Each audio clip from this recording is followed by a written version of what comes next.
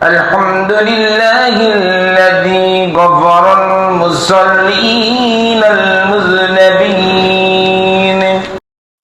সবচেয়ে শ্রেষ্ঠতম দিন পৃথিবীর একটি উত্তম জায়গায় যে মহান তাবারক ওয়া তাআলা আমাদেরকে একত্রিত করেছেন, মালিকের দরবারের শুকরিয়া আদায় করি, বলে আলহামদুলিল্লাহ। অসংখ্য দরুদ ও সালাম বর্ষিত হোক বিশ্ব মানবতার মুক্তির দূত নবী মুহাম্মদ রাসূলুল্লাহ সাল্লাল্লাহু আলাইহি ওয়াসাল্লামের উপর, যার রেখে যাওয়া আদর্শ অনুসরণের মাধ্যমে আমাদের জন্য অপেক্ষা করছে জান্নাতুল ফিরদাউস। সে রাসূলের প্রতি, তার পরিবারের প্রতি রহমত বর্ষিত হোক, আল্লাহুম্মা আমিন। সম্মানিত উপস্থিতি, গত জুমায় আমরা কিয়ামতের মাঠের দৃশ্য নিয়ে আলোচনা করছিলাম। শেষের দিকে আমরা মুনাফিকদের যে পরিণতি কিয়ামতের মাঠে, জাহান্নামের কথা পরে, মাঠে তাদের যে অবস্থা সেটা নিয়ে আলোচনা করছিলাম। আজকে তারপর থেকে ইনশাআল্লাহ আলোচনা করবো। কিয়ামত সম্পর্কে আল্লাহ রাব্বুল আলামিন পবিত্র কোরআনে অসংখ্য বাণী দিয়েছেন। আল্লাহ বলেন, কাল্লা, কখনো নয়, কখনো নয়, ইদা দুক্কাতিল আরজু দাক্কান দাক্কা, যখন পৃথিবীকে প্রচন্ড আকারে ধাক্কা দেওয়া হবে, প্রচন্ড কাঁপুনি দেওয়া হবে, পৃথিবীকে চূর্ণ বিচূর্ণ করে দেওয়া হবে। ওয়াজা রাব্বুকা ওয়াল মালাকু সাফফান সাফফা, সমস্ত ফেরেশতারা কাতার বন্দী হয়ে দাঁড়িয়ে যাবে। ওয়াজিআ ইয়াউমাইযিন বিজাহান্নাম, আর জাহান্নামকে ওই দিন কিয়ামতের মাঠে নিয়ে আসা হবে। ইয়াউমাইযি ইয়াতাযাক্কারুল ইনসানু ওয়া আন্না লাহু যিকরা, মানুষ ওই দিন স্মরণ করবে। আল্লাহ রাব্বুল আলামিন বলছেন, ওমা আমরুস সাআতি ইল্লা কালামিহিল বাসার, কিয়ামত ঘটে যাবে চোখের পলক, আও হুয়া আকরাবু, অথবা তার চাইতেও নিকটবর্তী, খুব দ্রুত সময়। আল্লাহ বলেন, ইয়াউমা ইয়াকুমুর রূহু ওয়াল মালাইকাতু সাফফান লা ইয়াতাকাল্লামুন, সেদিন রূহ মানে জিবরিল আমিন, ফেরেশতাদের সর্দার, ওয়াল মালাইকাতু সাফফান, এবং সমস্ত ফেরেশতারা কাতার বন্দী হয়ে দাঁড়িয়ে যাবে। লা ইয়াতাকাল্লামুনা, কোন ফেরেশতার আল্লাহর সাথে কথা বলার যোগ্যতা হবে না। ইল্লা মান আযিনা লাহুর রহমান, যতক্ষণ না দয়াময় আল্লাহ রাব্বুল আলামিন, যতক্ষণ না জিবরিল আমিনকে কথা বলার অনুমতি না দিবেন, ততক্ষণ পর্যন্ত জিবরিল আমিন কথা বলতে পারবে না। যতক্ষণ না আল্লাহ কথা বলার ক্ষমতা দিবে, ততক্ষণ পর্যন্ত শুধু জিবরিল না, কোনো ফেরেশতাই কথা বলতে পারবে না। পরিস্থিতি এতটাই ভয়ানক হবে। আল্লাহর একটা নাম আছে না, কাহার। আল্লাহর কাহার নাম, এই নাম শুধুমাত্র আল্লাহ ওই দিন ধারণ করবেন, কিয়ামতের দিন। আল্লাহর কাহার নাম কিয়ামতের দিন ছাড়া আল্লাহ ওই নামের বাস্তবায়ন করবেন না। শুধুমাত্র ওই দিন বাস্তবায়ন করবেন আল্লাহ ওই নাম। তাহলে কিয়ামতের মাঠ এতটাই ভয়ানক, যেটা আসলেই বলা খুবই কঠিন ব্যাপার। এত ভয়ানক, যারা আজকের দিনে কাফির, মুশরিক, মুনাফিক, তারাও কবরের শাস্তির কথা ভুলে যাবে। কবরে এত শাস্তি, যেটা আমরা সকলেই কম বেশি অবগত আছে। এই শাস্তির পরেও আল্লাহ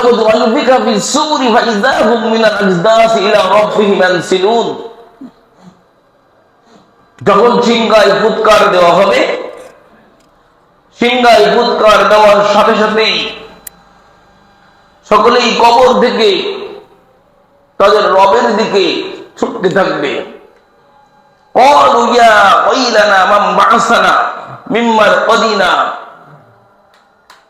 তখন তারা বলবে, আমাদের দুর্ভোগ, কি আমাদেরকে আমাদের এই ঘুম থেকে জাগ্রত করলো। হাযা ওয়াদার রহমান ওয়া সাদাকাল মুরসালুন, দয়াময় যে ওয়াদা করেছিল, যে কথা বলেছিল, এবং রাসূলগণ যে কথা বলতো যে কিয়ামত হবে, এটার বাস্তবতা এখন দেখছি। তাফসীর কারকরা বলছেন যে পরিস্থিতি এতটাই ভয়াবহ হবে যে কবরে যে তারা আযাবের ভিতরে ছিল এটা ভুলে যাবে। কিয়ামতের মাঠের দৃশ্য দেখে তারা কবরের আযাবের কথা ভুলে যাবে। মুহাম্মদ সাল্লাল্লাহু আলাইহি ওয়াসাল্লাম বলছেন, লা তাযুলু কদামা ইবনে আদম ইয়াওমাল কিয়ামাতি হাত্তা ইউসালু আন খামসিন। কোন মানুষ 5টা প্রশ্নের উত্তর না দিয়ে তার পা আগে বাড়াতে পারবে না যখন বিচার আল্লাহ শুরু করবেন।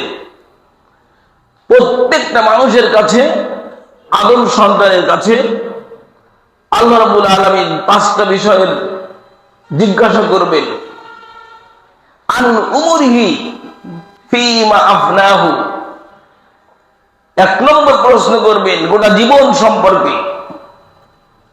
70, 80 বা 100 বছর যে আয়ু আল্লাহ দিয়েছিল, এই আয়ুর সময় কিভাবে আমরা অতিবাহিত করেছি, আল্লাহকে স্মরণ করেছি কিনা, আমাদের জীবন কিভাবে আমরা পরিচালনা করেছি, এ সম্পর্কে আল্লাহ রাব্বুল আলামিন জিজ্ঞাসা করবেন। দ্বিতীয় প্রশ্ন করবেন ওয়ান শাবাবিহি ফীমা আবলাহু, দ্বিতীয় প্রশ্ন করবেন যৌবন সম্পর্কে। একটা মানুষের জীবনের শ্রেষ্ঠ সময় হচ্ছে যৌবন। এই সময়ে মানুষের জীবন একটা পূর্ণতা পায়, রক্তগুলো সচল থাকে, শারীরিক চেহারা তখন সুন্দর হয়ে ওঠে, যেটা অন্য সময় এত সুন্দর থাকে না।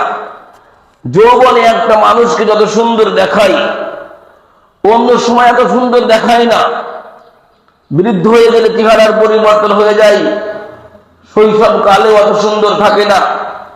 যৌবন মানে শরীরের তখন প্রত্যেকটা অঙ্গ প্রত্যঙ্গ গুলো আলাদা একটা ক্ষমতা থাকে। প্রত্যেকটা মানুষ প্রায় নিজে উপার্জন করতে শিখে যায়, শিক্ষাগত যোগ্যতা হয়, অনেক কিছু করে, আবিষ্কার করে, জ্ঞান বিজ্ঞানের উন্নত শিখরে ওঠে। এই সময়টা হচ্ছে মানুষের জীবনের শ্রেষ্ঠ সময়। এই জন্য আল্লাহ রাব্বুল আলামিন স্পেশালি জিজ্ঞাসা করবেন ওয়ান শাবাবিহি ফীমা আবলাহু, যৌবন কিভাবে অতিবাহিত করেছো। শিশুর সময় পিতামাতার দরকার হয়, যেই একটু যৌবন পাই তখনই দেখবেন আর পিতামাতাকে মূল্যায়ন করে না, তখন নিজেকে স্বয়ং সম্পূর্ণ মনে করে, নিজে উপার্জন করতে শিখে যায়। এই জন্য আর পিতামাতার দরকার হয় না, আর কাউকে মানতে চায় না। এই জন্য স্পেশালি ওয়ান শাবাবিহি ফীমা আবলাহু, যৌবন কিভাবে অতিবাহিত করা হয়েছে প্রশ্ন করা হবে। 3 নম্বরে ওয়া মালুহু ফীমা মিন আইনা ইকতাসাবহু, কিভাবে অর্থ সম্পদ উপার্জন করেছি। যে অর্থ সম্পদ আমরা উপার্জন করছি, এই অর্থ সম্পদগুলো কিভাবে উপার্জন করলাম, এটা সম্পর্কে প্রশ্ন করা হবে। অফিমা আনফাকাহু, 4 নম্বর প্রশ্ন হবে এই অর্থ অর্থগুলোকে আবার কিভাবে আমরা ব্যয় করলাম। আমি এই জন্য অনেক সময় বলি, আপনাদের মনে খারাপ লাগতে পারে, আমি বলি না অনেক সময় যে আপনার টাকা দিয়ে আর কাউকে হারাম কিছু কিনে দেবেন না। মানে কি বলেন তো, বিড়ি সিগারেট কিনে দেবেন না। যে জর্দা দিয়ে পান খায় তাকে জর্দাওয়ালা পান কিনে দিবেন না। পান আমি হারাম বলছি না, কিন্তু যে লোক জর্দা দিয়ে পান খায়, জর্দা তো হারাম, তামাক তো হারাম, তাহলে যে জর্দা দিয়ে পান খায় ওকে আপনি কিনে দেবেন না। এটা আপনি একদিন না অনেকদিন বলেছি। আপনার ওই টাকার হিসাব হবে যে আপনি ওই 5 টাকা কিভাবে আপনি ব্যয় করছেন, হিসাব দেওয়া লাগবে। অফিম আনফাকাহু, এই অর্থ কিভাবে ব্যয় করলে তার হিসাব দিবে আল্লাহ। এটা আল্লাহর কাছে হিসাব আমাদেরকে দেওয়াই লাগবে।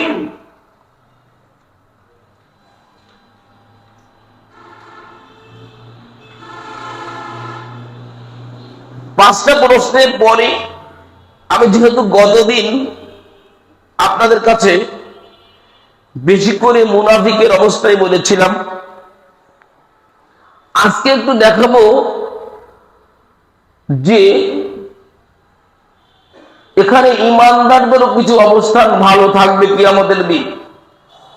যারা আজকে এই জীবনে আল্লাহকে মেনে চলবে, ওই কঠিন সময়ে তাদের একটু ভালো অবস্থা থাকবে, সেগুলো একটু দেখাবো।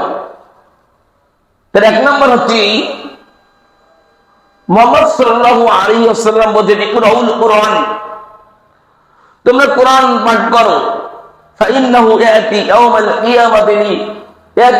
কিয়ামাতি শাফিয়ান লিআসহাবিহি, কেননা কোরআন কিয়ামতের মাঠে যে পাঠ করে তার জন্য সুপারিশ করবে। এইটুকু বলার পরে তিনি বিশেষ করে বলেন, ইকরাউ যাহরাতাইনিল বাকারাতা ওয়া সূরাতু আলি ইমরান, বিশেষ করে তোমরা সূরা আল বাকারা উজ্জ্বল সূরা এবং সূরা আলে ইমরান, এই দুটো উজ্জ্বল সূরা তোমরা বিশেষ করে পাঠ করো। কেন?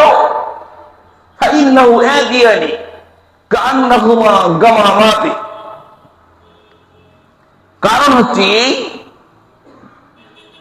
এই সূরা দুটা কিয়ামতের দিন যখন এই কঠিন ভয়ঙ্কর অবস্থা থাকবে, তখন এই সূরা আপনার সামনে আসবে।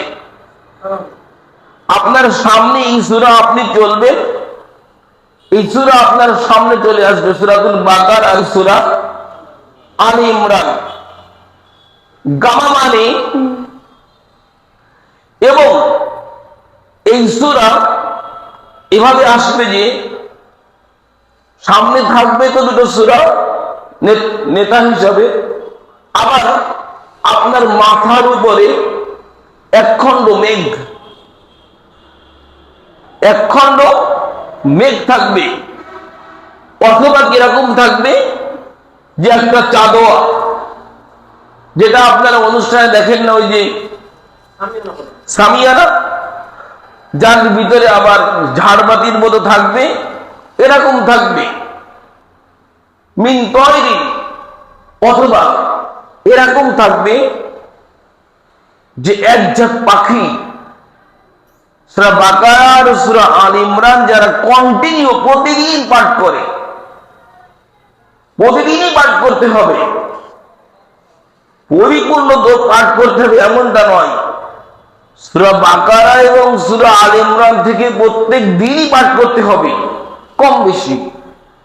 যারাই পাঠ করবে, হয় তাদের পড়ার কোয়ালিটি অনুযায়ী তাদের কারো মাথার উপরে থাকবে চাদোয়া সামিয়ানার মতো, কারো থাকবে মেঘখণ্ডের মতো, আবার কারো থাকবে পাখির ঝাঁকের মতো। মুহাম্মদ সাল্লাল্লাহু আলাইহি ওয়াসাল্লাম আবারও বলছেন, বিশেষ করে হাদিসের শেষ অংশে আবার তিনি বলছেন, বিশেষ করে তোমরা সূরা বাকারাকে বেশি গুরুত্ব দাও, কারণ সূরা বাকারা হচ্ছে এই, যারা সূরা বাকারা ফাইন্নাহা সূরা বাকারাতুন বারাকাতুন, কেননা সূরা বাকারাই বরকত, আর যারা ছেড়ে দেয় হাসানাতুন, যারা এই সূরা বাকারা পড়া ছেড়ে দেয় তারা হচ্ছে ক্ষতিগ্রস্ত। আবার তিনি বলছেন, ওই হাদিসেই বলছেন, যারা সূরা বাকারা পাঠ করে, সূরা বাকারা হচ্ছে বাতিলের বিরুদ্ধে। একদিন মুহাম্মদ সাল্লাল্লাহু আলাইহি ওয়াসাল্লাম এবং জিবরিল আমিন পাশাপাশি বসে আছে। এমন সময় আকাশের একটা দরজা খোলার শব্দ হলো। জিবরিল আমিন মুহাম্মদ সাল্লাল্লাহু আলাইহি ওয়াসাল্লামকে বলছেন যে, আপনি কি একটা শব্দ শুনলেন? বলছে হ্যাঁ। বলছি, এখনই আকাশের একটা দরজা খোলা হলো, যেই দরজা আর কখনোই খোলা হয়নি, মানে আকাশ সৃষ্টির পরে ওই দরজা আল্লাহ খোলেনি। বলছি, এখন ওই দরজা দিয়ে একজন ফেরেশতা পৃথিবীতে আসছে, যেই ফেরেশতা এর পূর্বে আর কখনো পৃথিবীতে আসেনি। বলতে বলতে এই ফেরেশতা হাজির। ওই ফেরেশতা সূরা বাকারার শেষের দুটি আয়াত নিয়ে এসেছিল, যেটা আপনাদের অনেকেই পাঠ করেন, আমাদের রাসূল বিমা উনজিলা ইলাইহি। মুহাম্মদ সাল্লাল্লাহু আলাইহি ওয়াসাল্লাম বলছেন, এই সূরা বাকারার এই শেষ দুই আয়াত, এর প্রত্যেকটা অক্ষরে বরকত আছে। সুবহানাল্লাহ, প্রত্যেকটা অক্ষরে বরকত, প্রত্যেকটা শব্দে বরকত আছে, এবং এটার মাধ্যমে যা চাবেন আপনাকে তাই দেওয়া হবে, মানে হক ন্যায়। আমাদের অনেক সময় পরিবারের জিনের সমস্যা হয় না? যদি কিছু না পারেন, আয়াতুল কুরসি মনে করেন মুখস্থ নেই, তাহলে কি করবেন? সূরা বাকারার শেষ দুই আয়াত, সূরা বাকারার শেষ দুই আয়াত বেশি বেশি করে পড়বেন। কন্টিনিউ যারা রাতের বেলায় সূরা বাকারার শেষ দুই আয়াত পাঠ করে, যেই ঘরে ওখানে শয়তান থাকতে পারে না। তাহলে যারা কন্টিনিউ কোরআন তেলাওয়াত করে, খাস করে সূরা বাকারা পড়ে, মুহাম্মদ সাল্লাল্লাহু আলাইহি ওয়াসাল্লাম বলেছেন যে সূরা বাকারা, আলী ইমরান তার মাথার উপরে চাদর মতো, মেঘের মতো অথবা পাখির ছায়ার মতো হয়ে ওই সময় থাকবে, যখন আপনি জান্নাতেও যাননি, জাহান্নামেও যাননি, দুইটার রানী। দুই নম্বর, মুহাম্মদ সাল্লাল্লাহু আলাইহি ওয়াসাল্লাম বলেন, ইন্নাস সাদাকাতা লা তুতফিউ আন আহরিহা হাররাল কুবুর, নিশ্চয়ই দান কবরের আগুনকে মিটিয়ে দেয়। কবরের যে শাস্তি, দানের এত ক্ষমতা, হালাল টাকায় হালাল উপার্জিত সম্পদ যখনই আপনি দান করলে, আপনার পিতা হোক, মা হোক, বোন হোক, সন্তান হোক, যেই মারা যাক না কেন, যদি সে মুমিন, মুশরিক নয়, মুনাফিক নয়, মুমিন, অন্যায় অপরাধ করেছে, কবরে শাস্তি হচ্ছে, আপনি দান করেন হালাল অর্থ। মুহাম্মদ সাল্লাল্লাহু আলাইহি ওয়াসাল্লাম বলছেন, দানের এত ক্ষমতা যে কবরের শাস্তিকে মিটিয়ে দেবে। ওয়া ইন্নামা ইয়াস্তাজিল্লুল মুমিনু ইয়াওমাল কিয়ামাতি ফি জিল্লি সাদাকাতিহি, কিয়ামতের দিন এই দান স্পেশালি একটা ছায়া দেবে, দানের ছায়া। কিয়ামতের দিন দান তার মাথার উপরে আলাদাভাবে ছায়া হয়ে আসবে। সুবহানাল্লাহ। তাহলে আমরা দুটো সাবজেক্ট পেলাম, একটা হচ্ছে কোরআন তেলাওয়াত, খাস করে বাকারা এবং আলে ইমরান। দুই নম্বর দান। তিন নম্বরে মুহাম্মদ সাল্লাল্লাহু আলাইহি ওয়াসাল্লাম বলছেন, সাবআতু ইযিল্লুহুমুল্লাহু লা জিল্লা ইয়াওমা লা জিল্লা ফি জিল্লিহি, কিয়ামতের দিন আল্লাহর ছায়া ছাড়া আর কোন ছায়া থাকবে না। 7 শ্রেণীর লোক শুধুমাত্র আল্লাহর এই ছায়ার নিচে আশ্রয় পাবে। 1, ইমামুন আদিল, ওই শাসক, ওই নেতা, ওই দায়িত্বশীল যে ন্যায়পরায়ণ। 7 জন লোকের কথা বলতে যে মুহাম্মদ সাল্লাল্লাহু আলাইহি ওয়াসাল্লাম একেবারেই সর্বপ্রথম যেই বাক্যটা উচ্চারণ করলেন সেটা হচ্ছে এই যে একজন দায়িত্বশীল। কারণ দায়িত্ব হচ্ছে এত বড় গুরুত্বপূর্ণ একটা জিনিস সারা পৃথিবীতে। আমরা সারা পৃথিবী বাদ দিলাম, আমাদের দেশেই ধরলাম। আমাদের দেশে যারা যেখানে যে সমস্ত পদে দায়িত্বগুলো নিয়ে বসে আছে, প্রত্যেকটা মানুষ তার জায়গায় তার দায়িত্ব সঠিকভাবে ন্যায়পরায়ণতার সাথে যদি পালন করে, তাহলে অটোমেটিক্যালি ইসলাম যে শান্তির ধর্ম আপনি অটো দেখবেন। আপনি জায়গায় বসে দেখতে পারবেন, তখন আর ঘুষ থাকবে না, সুদ থাকবে না, দুর্নীতি থাকবে, অটো উঠে যাবে। প্রত্যেকেই যার জায়গায়। এজন্য দেখেন আল্লাহ রাব্বুল আলামিন একেবারেই প্রথমে বলছেন ইয়া আইয়ুহাল্লাযীনা আমানু কু আনফুসাকুম ওয়া আহলিকুম নারা। একেবারেই প্রথমে বলেছেন যে আমি নিজে বাঁচো। প্রত্যেকেই আমি যদি আমার জায়গায় ন্যায়পরায়ণ হই, আমি যদি আমার জায়গায় সৎ হই, তাহলে মুহাম্মদ সাল্লাল্লাহু আলাইহি ওয়াসাল্লাম বলছেন আমি যে দায়িত্বশীল, আমি যদি আমার দায়িত্ব আমানতের সাথে, এটাকে আমানত, এই আমানতকে যদি আমি সঠিকভাবেই পালন করি, তাহলে কিয়ামতের ময়দানে আল্লাহর ছায়া আমাকে আল্লাহ স্থান দিবেন। সুবহানাল্লাহ। প্রত্যেকেই, গ্রাম সরকার হোক, পুলিশ হোক, মেম্বার হোক, চেয়ারম্যান হোক, প্রত্যেকেই। 2 নাম্বার, এটা গেল 3টে, কিন্তু এখানে 7 শ্রেণীর 1 নাম্বার। এর 2য় নাম্বার হচ্ছে ওয়ারাজুলুন কলবুহু মুআল্লাকুন ফিল মাসাজিদ। ওই ব্যক্তি যার অন্তর মসজিদের সাথে লটকে আছে।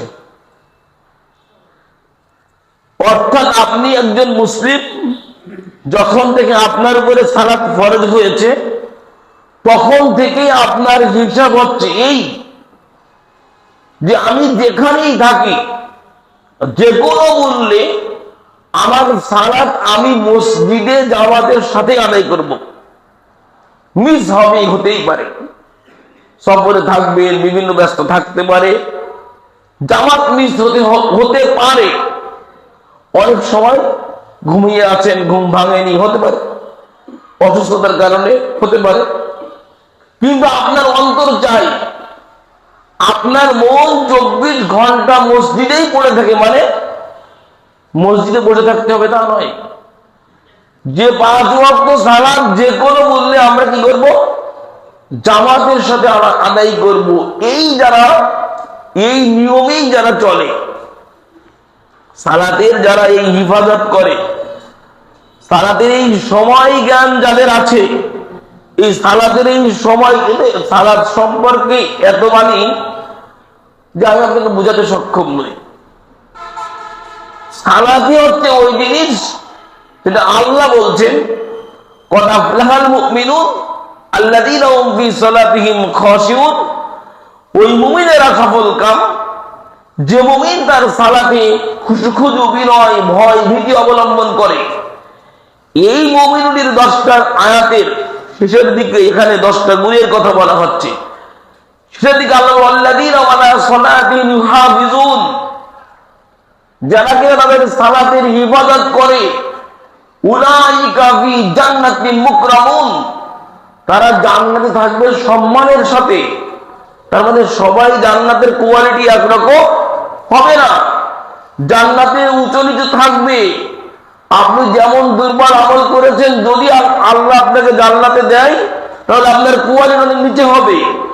ওই যে আপনি শোনেননি, অনেকদিনই তো শুনেছেন, যারা কোরআন পাঠে দক্ষ, যারা ভালো কোরআন পড়তে পারে, অনেকগুলো সূরা মুখস্থ করে আছে, মুহাম্মদ সাল্লাল্লাহু আলাইহি ওয়াসাল্লাম বলছেন আল্লাহ এরা যখন জান্নাতে যাবে বলা হবে কোরআন পাঠ করো, ওয়ারতাকি ওয়ারাত্তিল কামা কুনতা তুরাত্তিল ফিদ দুনিয়া, পাঠ করো, উপরে ওঠো এভাবে যেভাবে তোমরা দুনিয়ায় সুন্দর করে পাঠ করতে না। কোরআন কিন্তু সুন্দর করেই পড়তে হয়। পৃথিবীতে অন্য কোনো কিছু সুন্দর করে পড়তে পারেন আর না পারেন, অন্ততপক্ষে কোরআনটা সুন্দর করে পড়তে নবী বলেছেন। আর আল্লাহ এটাই পছন্দ করেন যে কোরআন আপনি সুন্দর করে সুমধুর আওয়াজ দিয়ে কোরআন তেলাওয়াত করেন। তো এক একটা আয়াত পাঠ করবে যারা, যদি কেউ 500 আয়াত পাঠ করে তাহলে উঠতেই থাকবে। মুহাদ্দিসরা কেউ কেউ ব্যাখ্যায় বলেছেন যে তলা হবে, আল্লাহু আলাম, আল্লাহ ভালো জানে, তবে মর্যাদা হবে।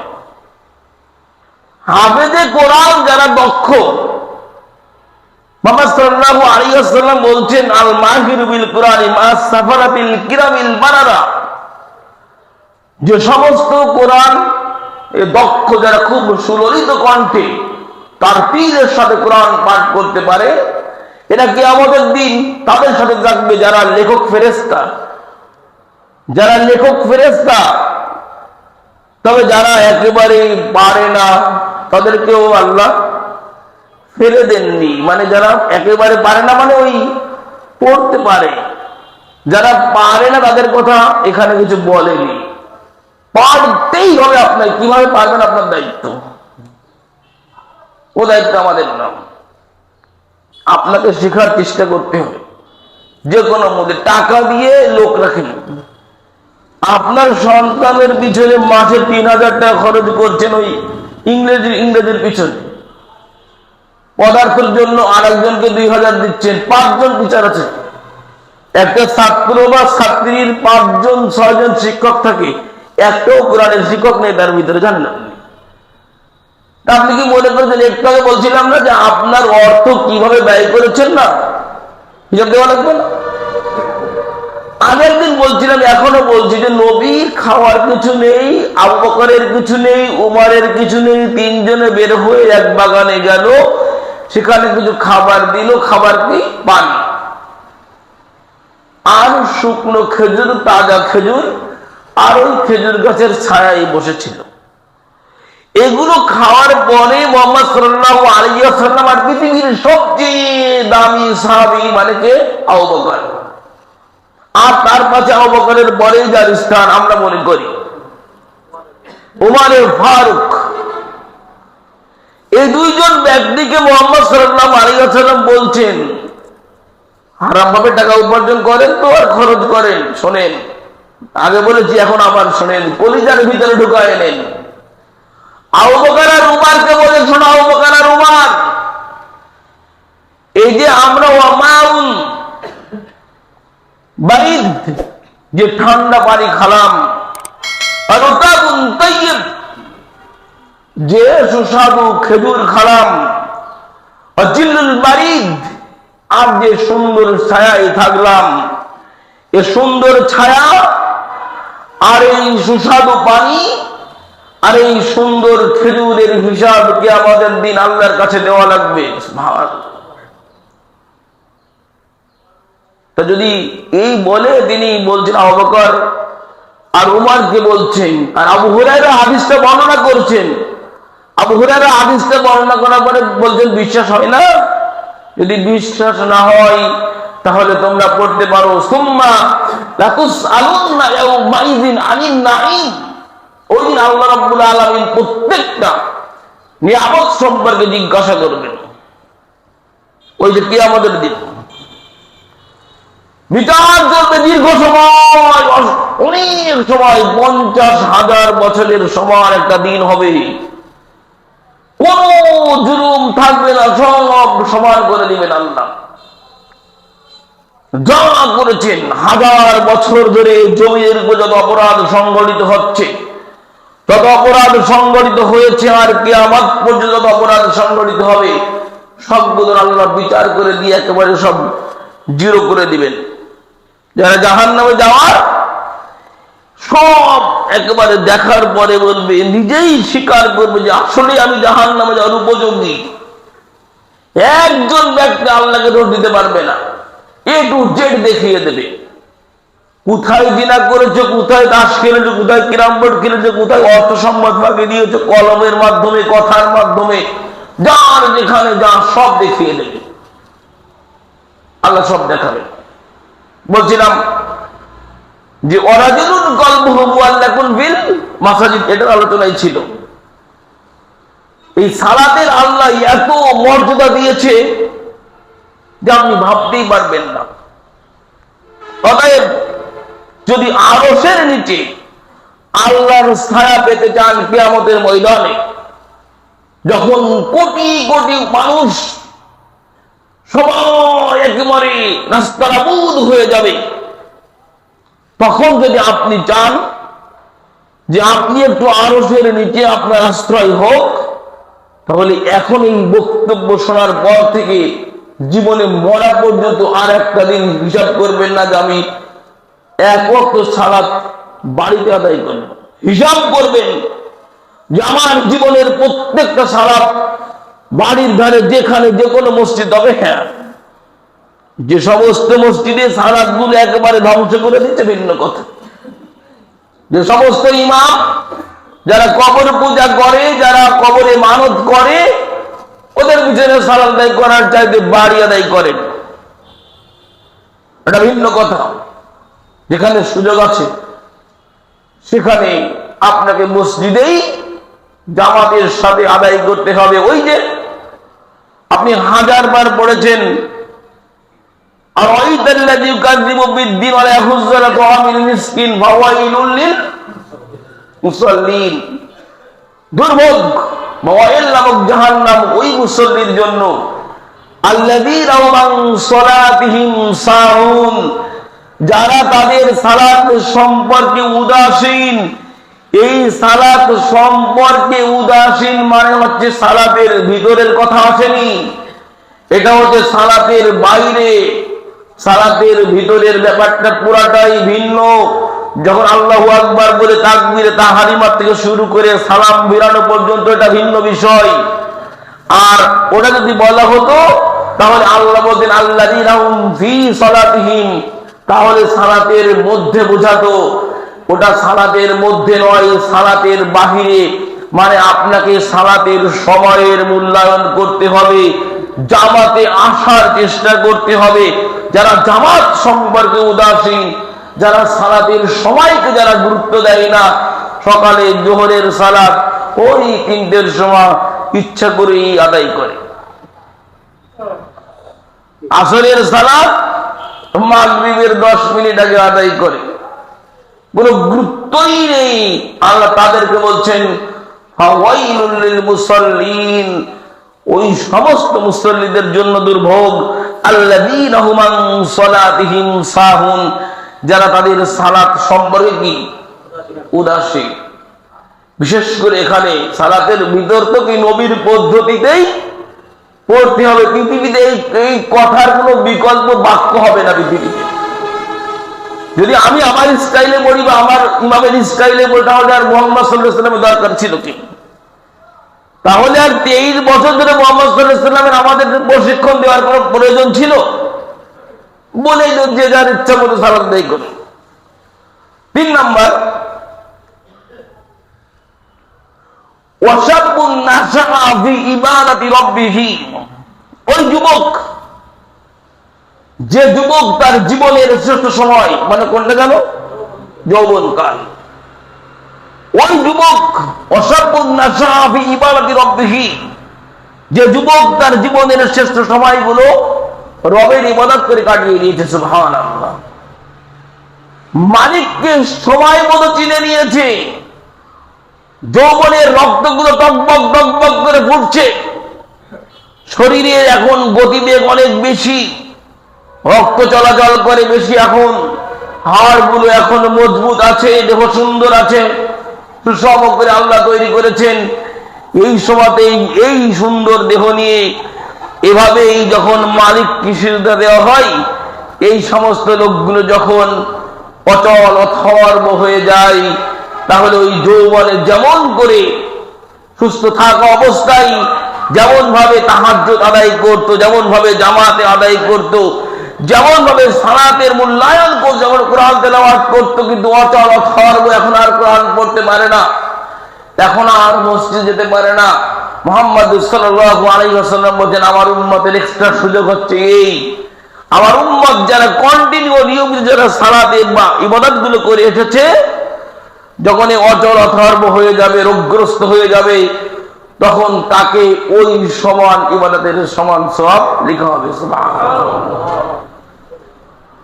হতেই পারে আপনার অচল, এখন পা দিয়ে আপনি চলছেন, এই পা 2 দিন পরে আর কাজ করে না, এই জন্য লাঠি বানিয়ে রাখেন না, অসংখ্য লাঠি বানাতে, ওই যে হাঁটার জন্য ক্রাস কত কিছু লাগে না, চশমা লাগে, ক্রমান্বয়ে চোখের পাওয়ার শেষ হয়ে যায়, তাই না? এই যে কানে আবার এই কি দেওয়া লাগে, যখন কানে শুনতে পাই না, যৌবন বয়সে সবার এগুলো কি, চোখ ভালো, কান ভালো, কথা ভালো, কণ্ঠ ভালো, সবই একেবারে সবকিছু পারফেক্ট।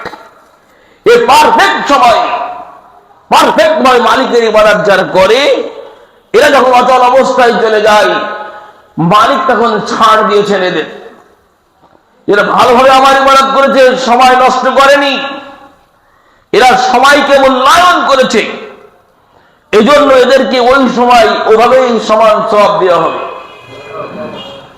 এটা গেল 3 নাম্বার। 4 নাম্বার হচ্ছে এই, ওয়ারাজুলানি তাহাব্বান ফিল্লাহ ইজতামা আলাইহি ওয়া তাফাররাকা আলাইহি। একজন মানুষ আরেকজন মানুষকে, মানে এক মুমিন আর এক মুমিনকে ভালোবাসে শুধুমাত্র আল্লাহর জন্য। এরা যে একত্রিত হয়, এক জায়গায় হয়, এক জায়গায় হয়েও আল্লাহর জন্য একত্রিত হয়। আমরা যখন পৃথক হয়ে যাই, তখন পৃথক হয় একমাত্র মালিকের জন্য। মানে যদি কাউকে আপনি পৃথিবীতে মানুষ হিসেবে ভালোবাসেন, সাধারণভাবে মানুষকে সম্মান করা, মূল্যায়ন করা ভিন্ন বিষয়, কিন্তু একটা মানুষের প্রতি আরেকটা মানুষের যে ভালোবাসা, এই ভালোবাসাটা হতে হবে একমাত্র মালিকের জন্য। কেন? ও হচ্ছে আমার দিনী ভাই, ও আল্লাহকে আল্লাহ বলেই স্বীকার করেছে, যেভাবে আল্লাহ বলেছেন। ও নবীকে মূল্যায়ন করে, সালাত আদায় করে, সিয়াম পালন করে, ও আপনার দিনী ভাই। এই জন্য ওর প্রতি আপনার যে ভালোবাসা, ওই ভালোবাসার কারণে কিয়ামতের দিন আল্লাহ রাব্বুল আলামিন আপনাকে আর তাকে আল্লাহর আরশের নিচে আশ্রয় দিবে। কিয়ামতের দিন আল্লাহ বলেন, আইনাল মুতাহাব্বুনা ফি জালালিল ইয়াউমা ফি জিল্লি ইয়াউমা লা জিল্লিহি। সে সমস্ত লোকেরা কোথায় যারা আমার জন্য একজন আরেকজনকে ভালোবেসেছিলে, তারা আজ কোথায়? আজ কোথাও কোনো ছায়া নেই, আজ আমি তাদেরকে আমার ছায়া আশ্রয় দেব। সুবহানাল্লাহ। আপনি যে সম্পর্ক রাত দিন আর একজনের সাথে করছেন, ওই যে কি বলেছে কবি, বলছেন না যে অজাবে তুম হো নাসারাতু তামাদ্দুন মে হুনুদ, ইয়ে মুসলমান তুমি জিনে দেখে শর্মায়ে আহুদ। আমরা ইহুদি খ্রিস্টানদেরকেই বন্ধু মনে করে নিয়েছি, হিন্দুদেরকেই আমরা বন্ধু মনে করে নিয়েছি, তাদের সাথেই আমাদের চলাফেরা, তাদেরকেই আমরা বেশি ভালোবাসি। আর আল্লাহ বলছেন, লা ইয়াত্তাখিযুল মুমিনুনাল কাফিরিনা আউলিয়া মিন দুনিল মুমিনিন। মুমিনেরা মুমিন ছাড়া আর কাউকে বন্ধু বানাতে পারে না। ওমাইয়া ফাআল যালিক, এমন কাজ করবে, ফালাইসা মিনাল্লাহি বিশাইইন, তার সাথে আর আল্লাহর সাথে কোনো সম্পর্ক নেই। একজন অমুসলিম, তার সাথে আপনি ভালো আচরণ করবেন, যতক্ষণ না সে আপনার ইসলাম সম্পর্কে বাজে কথা বলে। ইসলাম সম্পর্কে যতক্ষণ বাজে কথা একটা অমুসলিম না বলবে, ততক্ষণ আল্লাহ লা ইয়ানহাকুমুল্লাহু আনিল্লাযিনা লাম ইউকাতিলুকুম ফিদ্দীন, সূরা মুমতাহিনার ভিতরে আল্লাহ বলছে, আল্লাহ এরকম নন যে যারা তোমাদের দ্বীনের বিরুদ্ধে যুদ্ধ করে না তাদের সাথে খারাপ আচরণ করতে আল্লাহ নির্দেশ নেই, বরং যে তাদের সাথে সৎ ব্যবহার করবেন। এখানে দেখেন, আপনার আচরণটা এমনিতে ভালো হতে হবে। পৃথিবীতে যত নবী এসেছে সব নবীর আদর্শ ভালো ছিল। আগের থেকেই প্রত্যেকটা নবীর ভিতরে দুটো জিনিস ছিল।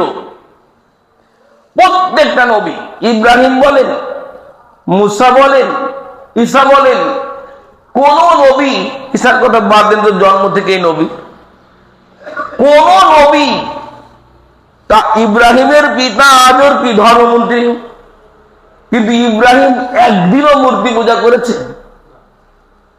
কোন নবী কোনদিন জন্মগতভাবে মূর্তি পূজা করেনি। আর কোন নবী তার আচরণ কখনোই খারাপ ছিল না।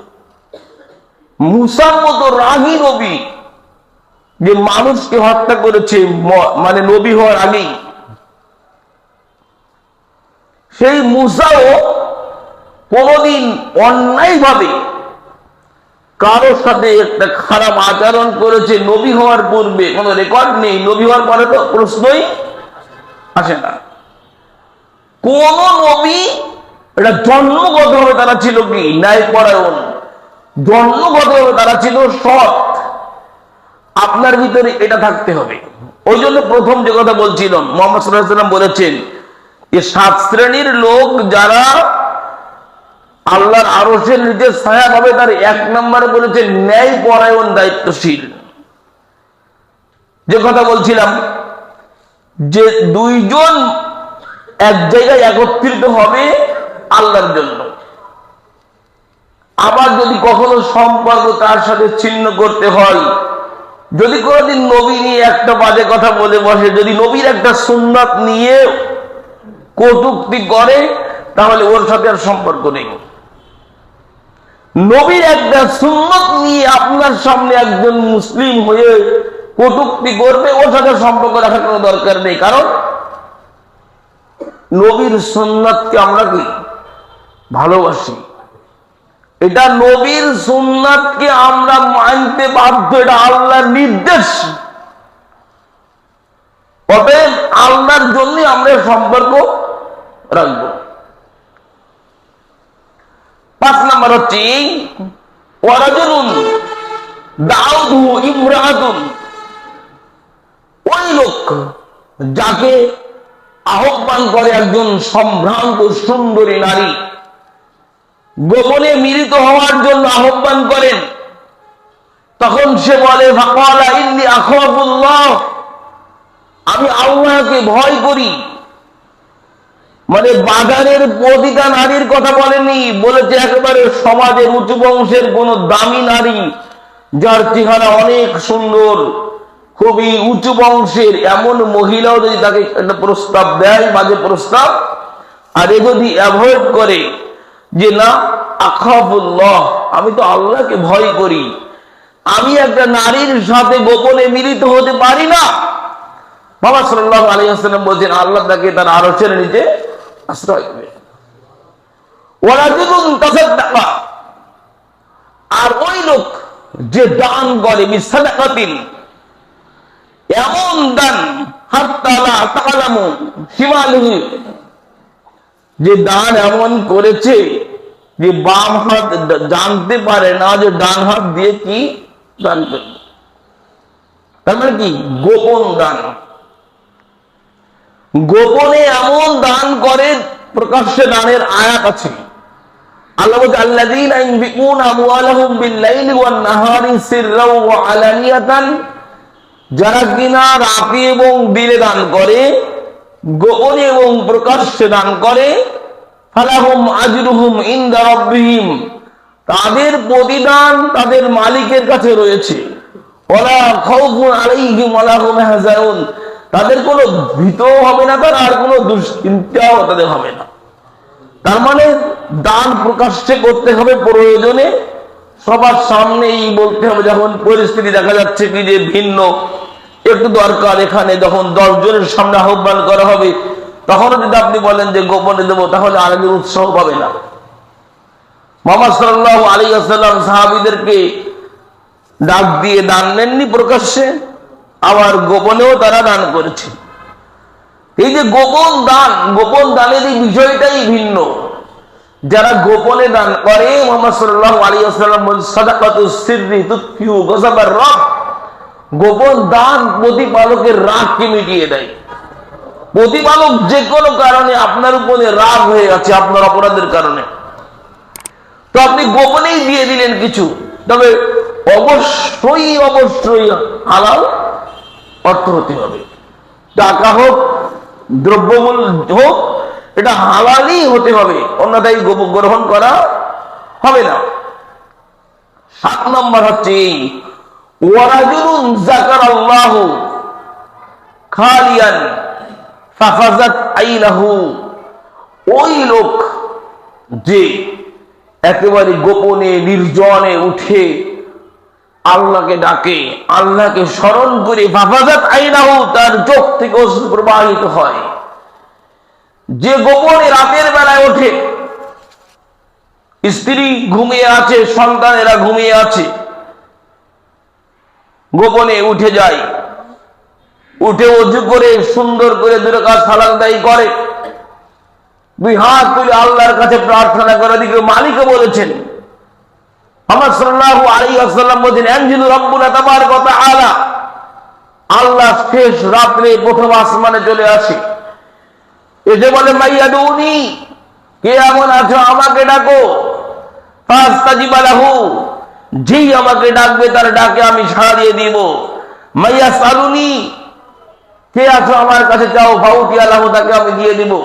মাইয়াস্তাগফিরুনি, কে আছো আমার কাছে ক্ষমা চাইবে, আল্লাহ ডাক দেয়, ফাস্তাগফির লাহু, ক্ষমা চাইলে ক্ষমা করে দিব। এ সময় উঠে যখন রাতের বেলায় 2 হাত তুলে আল্লাহর কাছে প্রার্থনা করছেন, চোখ দিয়ে অঝোর ধারায় পানি প্রবাহিত হচ্ছে, জীবনের ওই কথাগুলো স্মরণ করে যে না বুঝে কত অন্যায় করেছি, বুঝে করি না বুঝে করি, মালিক এত অন্যায় আমি করেছি। মালিকের কাছে যখন আপনি প্রার্থনা করছেন, রব্বানা যালামনা আনফুসানা ওয়া ইল্লাম তাগফির লানা ওয়া তারহামনা লানাকুনান্না মিনাল খাসিরিন, মালিককে যখন বারবার করে বলছেন, চোখ দিয়ে অশ্রু ধারা প্রবাহিত হচ্ছে, মুহাম্মদ সাল্লাল্লাহু আলাইহি ওয়াসাল্লাম বলছেন আইনানি লাতামাসসাহুমান নার, 2 শ্রেণীর চোখ আর যে চোখ কখনো জাহান্নাম দেখবে না। আইনুন বাতাত মিন খাশিয়াতিল্লাহ, ওই চোখ যেই চোখ আল্লাহর ভয়ে কেঁদে দেয়। ওয়া আইনুন বাকাত তারসু ফি সাবিলিল্লাহ, আর ওই চোখ যেই চোখ আল্লাহর রাস্তায় পাহারা দেয়। মুহাম্মদ সাল্লাল্লাহু আলাইহি ওয়াসাল্লাম বলেন লা ইয়ালজুন নার, ওই লোক কখনোই জাহান্নামে যাবে না। রাজুলুন বাকা মিন খাশিয়াতিল্লাহ, যেই চোখ, যে লোক আল্লাহর ভয়ে তার চোখ থেকে পানি প্রবাহিত হয়। মুহাম্মদ সাল্লাল্লাহু আলাইহি ওয়াসাল্লাম বলছেন এই লোক জাহান্নামে যাওয়া এতটাই কঠিন, হাত্তা আউদুল লাবানু ফিজ জারই, যে দুধে গাভীর বাট থেকে দুধ বের হওয়ার পরে ওই দুধ যেমন আবার উলানে ফিরে যাওয়া অসম্ভব, আল্লাহর ভয়ে যার চোখ দিয়ে পানি বের হয়, এদেরও জাহান্নামে যাওয়া তেমনই অসম্ভব। এ হচ্ছে 7 শ্রেণীর লোক। আর আমি প্রথম এতে হাদিস 7 শ্রেণীর লোক, এটা বুখারী হাদিস, মুসলিম শরীফের হাদিস, বুখারী 660 1423 এ পাবে। আর আগে যেগুলো বললাম ওটা বুখারীতে আছে, যে কোরআন তেলাওয়াত আবার দান, তাহলে 7 আর 2 নয়, আরো কিছু থাকতে পারে। আমি এগুলো কালেকশন করেছিলাম, যে কোরআন তেলাওয়াত বিশেষ করে সূরা বাকারা আমরা পড়ব, আর আলে ইমরান। যারা একেবারেই পড়তে পারে না, তাহলে বাকারার প্রথম থেকে মুখস্থ আছে না, আলিফ লাম মিম যালিকাল কিতাবু লা রাইবা ফীহি, এগুলো প্রতিদিন কন্টিনিউ করার চেষ্টা করবেন। সূরা বাকারার প্রথম থেকে শেষ দিকের আয়াতগুলো যার যেখানে মুখস্থ তেলাওয়াত করার প্রতিদিন সূরা বাকারা চেষ্টা করবেন, আলে ইমরান ইনশাআল্লাহ।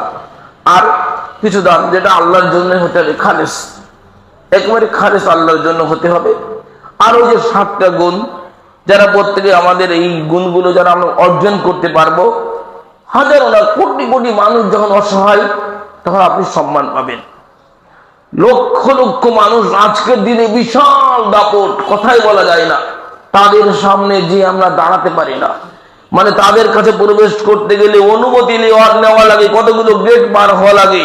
কিন্তু কি আমাদের দিন আপনি দেখবেন তাদের হাত পিছনে বাঁধা আছে, চোখ অন্ধ আছে, মুখ মাটিতে আছে, হেঁচড়ে যাচ্ছে, উলঙ্গ অবস্থায় থাকবে, এভাবেই থাকবে। কোটি কোটি মানুষ দেখবেন হচ্ছে মুজরিম, অপরাধী। আর ওই দিন আপনি থাকবেন আল্লাহর আরশের ছায়ায়। আল্লাহ তোমার অশেষ দয়া, তুমি গফফার, তুমি গফুর, তুমি আমাদেরকে এই গুণগুলো অর্জন করার তৌফিক দান করো, আল্লাহুম্মা আমিন। আল্লাহ আমাদেরকে খালিস ভাবে তাওহীদের পথে, সুন্নাহর পথে চলার তৌফিক দাও, আল্লাহুম্মা আমিন। বারাকাল্লাহু তাআলা লাকুম ফিল কুরআনিল আযীম।